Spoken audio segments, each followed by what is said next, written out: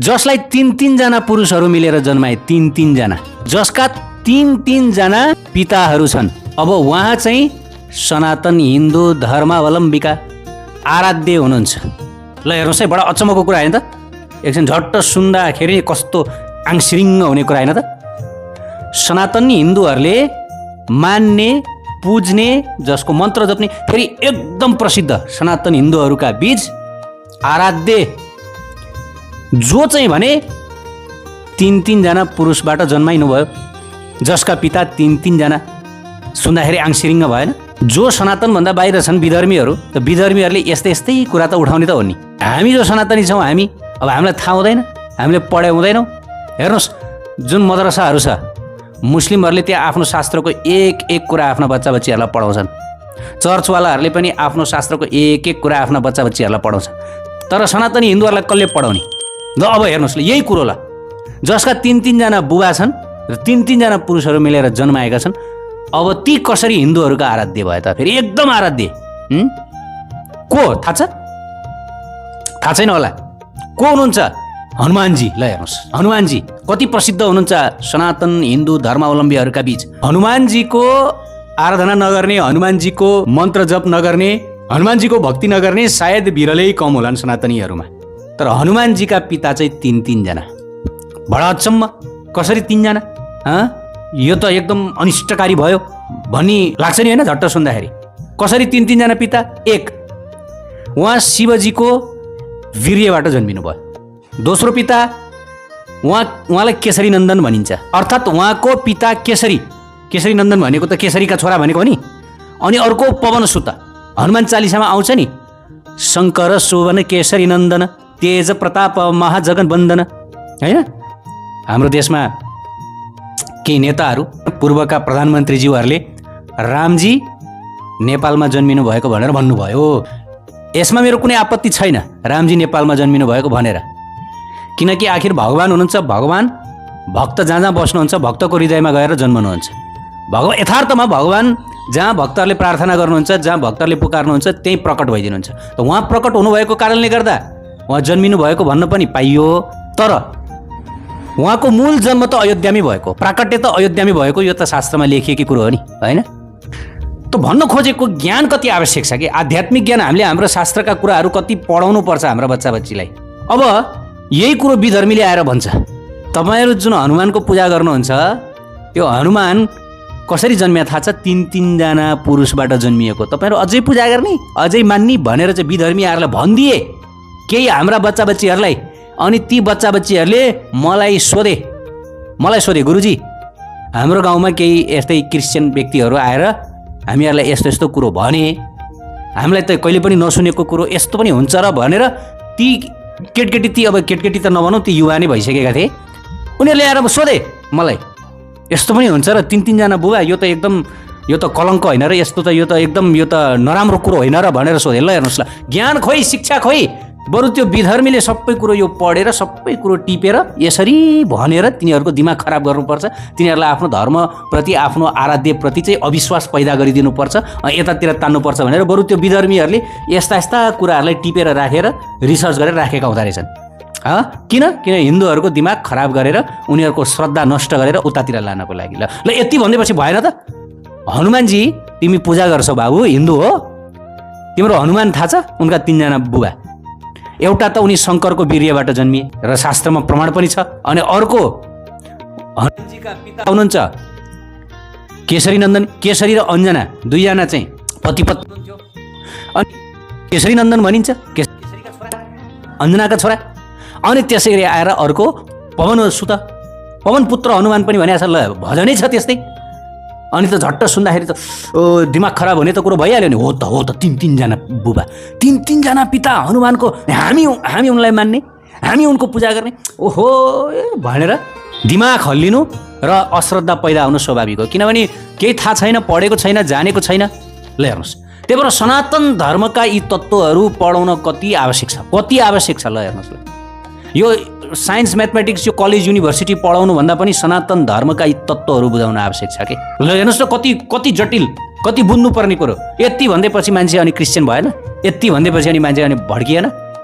सनातन धर्ममा यति धेरै नबुझ्ने कुराहरू छ, यति धेरै नबुझ्ने कुराहरू छ जसलाई राम्रोसँग ज्ञान लिएर सद्गुरुबाट होइन सही तरिकाले ज्ञान लिएर मात्र जान सकिन्छ, नत्र जान सकिँदैन। अब कसरी हनुमानजी चाहिँ 3-3 पिताबाट जन्मिनु भयो त?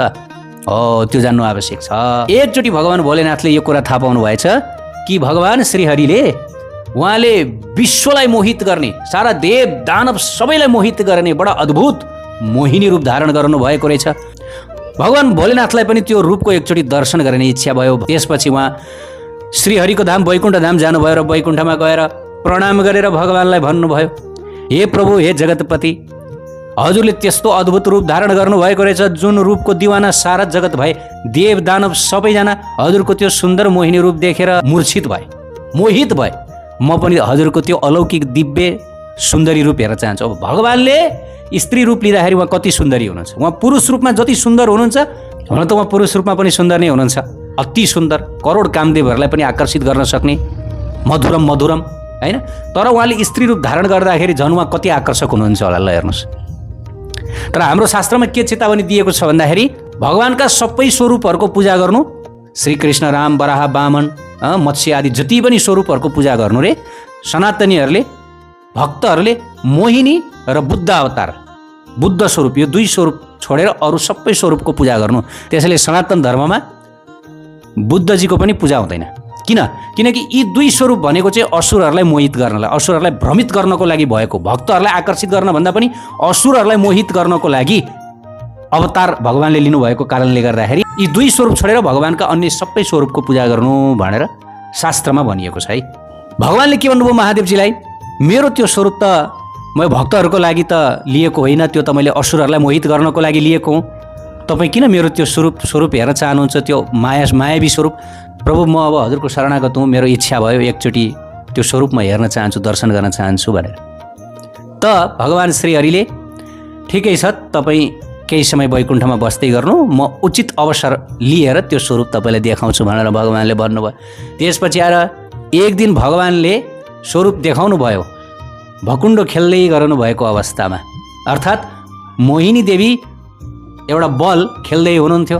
महादेवजीले झट्ट देखिहाल्नुभयो, टाढैबाट देख्नुभयो र यति सुन्दरी हुनुहुन्थ्यो मोहिनी देवी, यति आकर्षक, यति सुन्दरी कि अब छोडिदियो। भगवान्ले स्त्री रूप लिँदाखेरि अब उहाँ कति सुन्दरी हुनुहुन्छ होला, यति सुन्दरी, यति सुन्दरी। भगवान् भोलेनाथ उहाँ जति गरे पनि कुनै स्त्रीबाट आकर्षित हुन नसक्ने, उहाँ महायोगी हुनुहुन्छ, महाध्यानी, महातपस्वी, कुनै पनि स्त्रीबाट आकर्षित हुन नसक्ने महादेवजी पनि भगवानको मोहिनी रूप दर्शन गरेर उहाँ आकर्षित हुनुभयो। यति आकर्षित हुनुभयो कि ओहो लौन नि भनेर चाहिँ उहाँ मोहिनी देवीको पछाडि मोहिनी देवीलाई समात्न भनेर दौडाउनु भयो। ल हेर्नुहोस्, अनि मोहिनी देवी पनि त्यसै गरेर भगवान् भोलेनाथलाई कहिले यो रुखबाट त्यो रुख जाने, कहिले त्यो रुखबाट त्यो रुख जाने, मुसुक्क मुस्कुराएर भोलेनाथलाई देखाउने। भगवान् भोलेनाथ गएर मोहिनी भनेर आफ्नो बक्षमा लिन चाहनुहुन्थ्यो, तर यहाँबाट फुत्त उडेर अर्को वृक्षमा जाने। अब भगवान्ले स्त्री रूपमा आफ्नो स्त्रीयोचित रूपहरू देखाउन, हावभावहरू देखाउनुहुन्थ्यो। भोलेनाथ त अत्यन्त घायल हुनुभयो, यता दौडिनुहुन्छ समात्न सक्नुहुन्न, उता दौडिनुहुन्छ समात्न सक्नुहुन्न। पुरै वैकुण्ठ भ्रमण गरिसक्नु, वैकुण्ठ मात्र होइन पुरै ब्रह्माण्ड उहाँले भ्रमण गर्नुभयो। अनि भ्रमण गर्ने क्रममा चाहिँ शास्त्रमा वर्णन गरिएको छ भगवान् भोलेनाथको वीर्यपात भयो र ती चाहिँ धरतीमा झर्दाखेरि धरतीमा पनि सहनै धरती देवीले पनि सहन सक्नु भएन। यति त्यो अब साक्षात् भोलेनाथको चाहिँ जुन छ त्यो शक्ति, त्यो ओज कस्तो भयो भन्दा धरतीमा झरेको त्यसले सुनको रूप लियो। रत्न, आज हामी जुन रत्न भनेर भन्छौँ नि, ती सब रत्नहरू भनेको भोलेनाथको, हामीले त्यसरी बुझ्नु पर्यो, ओज है, त्यो तेज। र अन्तिममा भोलेनाथजी उहाँ शान्त हुनुभयो। त्यसपछि आएर भगवान्ले भन्नुभयो तपाईँ त यसरी मोहित हुन नहुने हो नि त मोहिनीसँग भनेर भगवान्ले यसरी जिस्काएर भनिदिनु हुँदाखेरि भोलेनाथले भन्नुभयो के भयो त प्रभु, मलाई कुनै आपत्ति छैन, मलाई मनमा कुनै पनि खेद छैन, किन हजुर सर्वाकर्षक हुनुहुन्छ, सबैलाई आकर्षित गर्नेवाला हुनुहुन्छ, म हजुरबाट आकर्षित भएँ, यसमा मेरो के दोष भयो त? होइन, हजुर सबैलाई आकर्षित गर्नेवाला हुनुहुन्छ श्रीहरि, त म हजुरबाट आकर्षित भएँ है, मेरो कारणले गर्दाखेरि झन् हजुरको यश वर्धन भयो।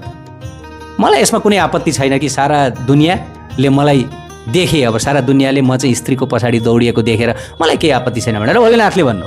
ल हेर्नुहोस्, किन परम वैष्णव हुनुहुन्छ भोलेनाथ, र त्यसमा भोलेनाथको कुनै दोष छैन। र भन्न खोजेको भगवान्ले स्त्री रूप लिँदाखेरि त्यति सुन्दरी भगवान्, ल सुन्नुहोस्, ल अचम्म होइन त?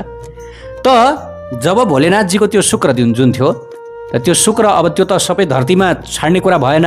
त उता अञ्जना देवीले महादेवजीलाई नै आफ्नो पुत्रका रूपमा प्राप्त गर्ने अभिलाषा लिएर तपस्या गरिरहनु भएको थियो।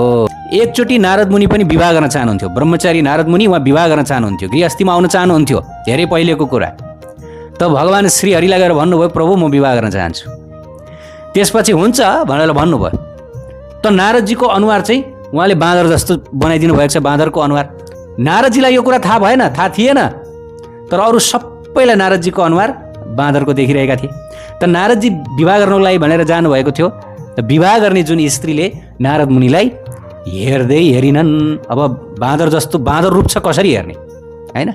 त जब पछि नारद मुनिलाई थाहा भयो, नारद मुनिले भगवान्लाई, भगवान् हजुरले मसँग किन यस्तो धोकाधडी गर्नुभयो, मसँग किन यस्तो धोका गर्नुभयो भनेर भन्दाखेरि भगवान्ले म मेरो भक्तलाई मायाबाट बचाउन चाहन्छु, त्यही भएर मैले तिमीलाई चाहिँ यो बाँदरको रूप दिएको, अन्यथा नसोच्नु भनेर भगवान्ले भन्नु। ल हेर्नुहोस्, यसबाट हामीले के बुझ्ने भन्दाखेरि भगवान् आफ्ना भक्तहरूलाई मायाबाट बचाउनको लागि बाँदरको रूप दिनुहुन्छ। भन्न खोजेको उसलाई क्रूप बनाइदिनुहुन्छ, उसको भौतिक सौन्दर्य, भौतिक ऐश्वर्य लिइदिनुहुन्छ। किनभने मायामा एकचोटि गइसकेपछि त मायाबाट उम्कन सक्दैन नि, बडा कठिन हुन्छ। भगवान्लाई आफ्नो भक्तको कति प्रेम हुन्छ, त्यस कारणले आफ्नो भक्त मायामा अब नष्ट नहोस् भनेर भगवान्ले भक्तहरूमाथि कृपा गरेर उसलाई भौतिक वैभव, ऐश्वर्य, सुन्दरताबाट वञ्चित राखिदिने कोसिस गर्नुहुन्छ। त पछि भगवान्लाई नारद मुनिले श्राप दिनुभयो, प्रभु हजुरले धोका त मलाई दिनुभयो नि, अपमान त मेरो भयो नि, त म पनि हजुरलाई श्राप दिन्छु कि हजुरलाई यिनै बाँदरहरूको सहायता लिनुपर्ने दिन आओस् भनेर। भगवान् भोलेनाथले यो कुरो थाहा पाउनु भएछ कि मायाबाट बचाउनको लागि भनेर भगवान् श्रीहरिले आफ्नो भक्तलाई बाँदरको रूप दिनुभएको रहेछ, मायाबाट बचाउनको लागि। मैले साधु महापुरुषहरूको मुखारबिन्दबाट यो प्रवचन सुनेको है, साधु महापुरुषहरूको मायाबाट बचाउनको लागि बाँदरको रूप दिनुभएको रहेछ भगवान् भोलेनाथ। अब उहाँ त झन् वैरागी, उहाँ त झन् त्यागी, तपस्वी। उहाँले विचार गर्नुभएछ, ओहो ल मायाबाट बच्नको लागि म पनि बाँदर रूप लिन्छु भनेर महादेवजीले इच्छा व्यक्त गर्नुभयो। अनि त्यसै गरी आएर अञ्जना देवीको पनि इच्छा थियो, म भोलेनाथलाई नै मेरो पुत्रका रूपमा प्राप्त गर्न चाहन्छु भनेर। त्यही भएर दुवै इच्छाहरूलाई सँगै राखेर भगवान् श्रीहरि र साक्षात् महादेवजी ब्राह्मणको वेश धारण गरेर अञ्जना देवी जहाँ तपस्या गरेर बसिरहनु भएको थियो त्यहाँ आउनुभयो। त्यहाँ आएर चाहिँ अनि त्यसपछि आएर अञ्जना देवीलाई भन्नुभयो, हे देवी जल पिलाउनुहोस्, जल पिलाउनुहोस्। हस् अञ्जना देवी जल पिलाउन भनेर आउनुभयो ब्राह्मणहरूलाई। त्यसपछि आएर उहाँहरूले भन्नुभयो, हे देवी हामी त दीक्षा नलिएकाहरूको हातबाट पानी पनि पिउँदैनौ, तिमीले दीक्षा लिएकी छौ कि छैनौ भनेर। भनेर स्वयं महादेवजीले भन्नुभएको छ, जसले वैष्णव दीक्षा लिएको छैन त्यो दीक्षा नलिएको व्यक्तिको हातको अन्न विष्टा समान हुन्छ, जल मूत्र समान हुन्छ भनेर शास्त्रमा स्वयं महादेवजी उमादेवीलाई सुनाउनुहुन्छ है। उमादेवीलाई त भइदियो के भन्दाखेरि अञ्जना देवीले भन्नुभयो, मेरो त त्यस्तो कुनै दीक्षा भएको छैन, तर हामी दीक्षा नलिएकाको हातबाट पानी पनि पिउँदैनौँ भनेर भन्नुभयो। अञ्जना देवीले भन्नुभयो, त्यसो हो भने हजुरहरूले मलाई दीक्षा दिनुहोस् अनि मेरो हातको जल ग्रहण गर्नुहोस् भनेर भन्नुभयो। भगवान्ले यस्तो व्यवस्था गर्नुभयो। त्यही बेला पवनदेवलाई आह्वान गर्नुभयो। तुरन्त पवनदेव आउनुभयो र जुन कानमा जुन अब मन्त्र दिनुपर्छ नि, शिवजीको जुन चाहिँ थियो, जुन शुक्र थियो, त्यो शुक्रलाई अञ्जना देवीको गर्भभित्र प्रवेश गराउनु, तर कानको माध्यमबाट है। त शास्त्रमा भनिएको छ कानको माध्यमबाट भगवान्लाई प्रवेश गराइन्छ दीक्षाको बेलामा, दीक्षा मन्त्रद्वारा। यो हाम्रो शास्त्रमा भनिएको छ, जीवा लिङ्गात कर्णे योनो मन्त्र निशिक्षते, अर्थात् कान रूपी योनिमा जिब्रो रूपी जनेन्द्रियबाट भगवान रूपी मन्त्र प्रदान गर्ने, अर्थात् बीज प्रदान गर्ने हो। त्यही भएर दीक्षा लिएको व्यक्तिले साक्षात् अब आफ्नो हृदयमा भगवान्लाई जन्माउँछ भनिएको छ। किनभने त्यो गुरु मन्त्र बीज रूपमा जान्छ। जसरी पुरुषबाट स्त्री गर्भवती बन्छन्, त्यसरी गुरुले कानमा मन्त्र दिएपछि अनि हृदयमा इष्ट प्रकट बन्नुहुन्छ। यो विधि छ, शास्त्रमा लेखिएको छ। त भइदियो के भन्दाखेरि अब त्यो बेलामा जुन बेला मन्त्र उहाँले दिन लाग्नुभयो भगवान्ले, त मन्त्र दिन लागेको बेला पवनदेव हुनुहुन्छ। पवनदेव अदृश्य रूपमा, अब पवनदेव त वायु नै हुनुभयो, आउनुभयो। उहाँ आएर उहाँले जुन शुक्र छ शिवजीको, त्यो शुक्रलाई कानबाट फुत्त त्यो कण प्रवेश गराइदिनु भयो गर्भभित्र। अनि हनुमानजी प्रकट हुनुभयो।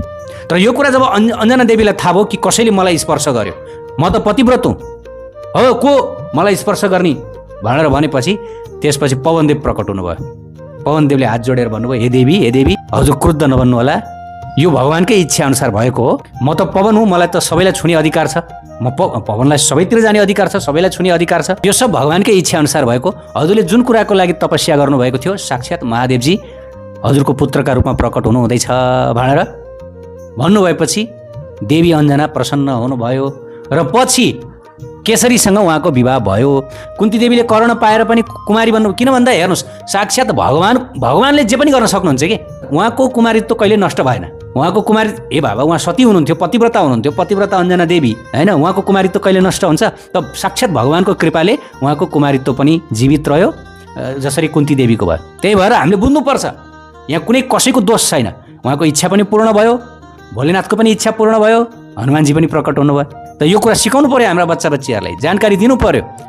अब नरोत्तम ठाकुर महाशय हनुमानजीको यस्तो एउटा अद्भुत चरित्र बताउनुहुन्छ कि भक्ति कसरी गर्नु रे राधा कृष्णको भक्ति भन्दाखेरि जसरी हनुमानजीले सियारामको भक्ति गर्नुभएको थियो अरे। कसरी रे भन्दाखेरि नैष्ठिक भजन गर्नु रे। आपन भजन पथ ताते हवे अनुरत इष्टदेव स्थाने लीला गान नैष्ठिक भजन तुम्हारे कैल भाइ हनुमान ताहाते प्रमाण। नैष्ठिक भजन कसरी गर्नु रे भन्दाखेरि हनुमानजीले जसरी सियारामको भक्ति गर्नुभयो, सीतारामको त्यसै गरेर भक्ति गर्नु रे। हनुमानजीले कसरी भक्ति गर्नुहुन्थ्यो रे? श्रीनाथे जानकीनाथे चावेद परमात्मनि तथापि मम सर्वस्वम राम कमललोचन। ल हनुमानजीले कसरी भक्ति गर्नुहुन्थ्यो रे? नरोत्तम ठाकुर महाशय अगाडि भन्नुहुन्छ।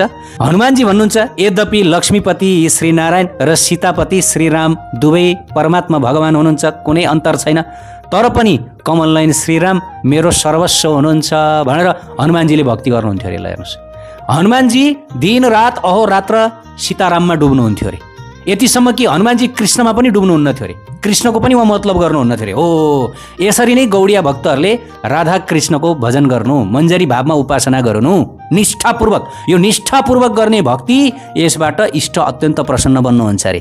नरोत्तम ठाकुर महाशय भन्नुहुन्छ निष्ठा भक्ति कसरी, इष्टप्रति निष्ठा त्यसरी राख्नु रे, राधारानीप्रति निष्ठा त्यसै गरेर राख्नु रे, युगलप्रति जसरी हनुमानजीले सीतारामप्रति निष्ठा राख्नुभयो।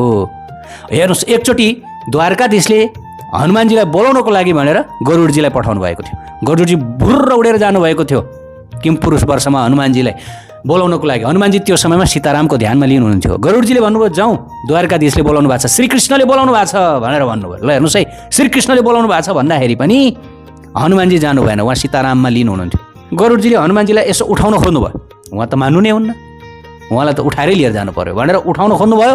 त्यसपछि आएर हनुमानजीले गरुडजीलाई आफ्नो पुच्छरले बेरेर द्वारकामै पुर्याइदिनु भयो, हुत्याइदिनु भयो द्वारकामा। श्रीकृष्णको शरणमा जानुभयो। प्रभु मैले हजुरको आज्ञा पालना गरेर हनुमानजीलाई लिन भनेर गएँ, तर उहाँ त आउन मान्नु भएन, हजुरको नाम लिएर बोलाउँदाखेरि पनि मान्नु भएन, म के गरौँ भनेर भन्दा श्रीकृष्णले भन्नुभयो किनकि हनुमानजी दिन रात सीताराममा लिन हुनुहुन्छ, त्यसैले उनलाई बोलाउनको लागि मेरो नाम लिएर हुँदैन, सीतारामको नाम लिनुपर्छ। ल अब यसपटक जाऊ, यसपटक गएर हनुमानजीलाई भन्नु सीतारामले बोलाउनु भएको छ, छिटै जाऊ भनेर भन्नु।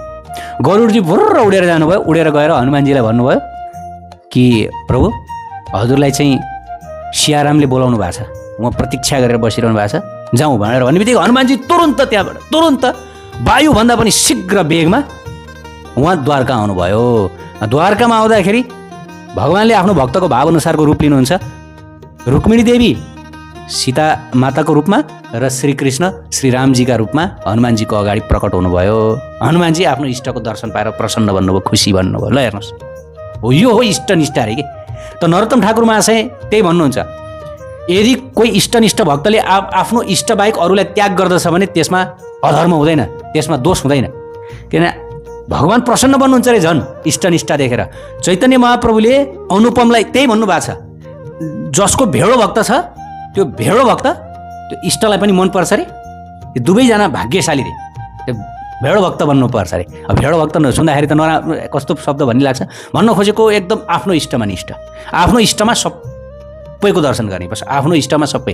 त्यही भएर नरोत्तम ठाकुर महाशय भन्नुहुन्छ कि जसरी हनुमानजीले सियाराम सीतारामको इष्टनिष्ठापूर्वक भक्ति गर्नुभयो, त्यसै गरेर राधाकृष्ण उपासक, रस उपासक, ब्रज उपासक, मञ्जरी उपासक, गौडिया उपासक भक्तहरूले राधा र श्रीकृष्णप्रति त्यस्तै निष्ठा नैष्ठिक भाव राखेर भक्ति भजन गर्नु भनेर भन्नुभयो।